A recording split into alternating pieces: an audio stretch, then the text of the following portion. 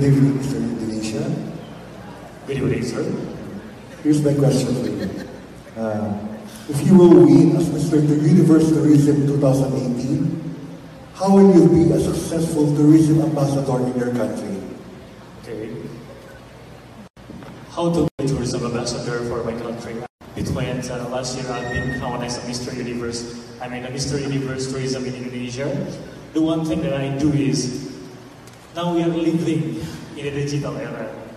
Only one thing, only one click, we get every single trips to about tourism. And now, with the simple way, the simple things, I didn't make in Indonesia. It means that inindonesia.com. And now I'm strongly believe work hand in hand with the organization. I want to make this is the universe, and the universe knows about the tourism. Thank you.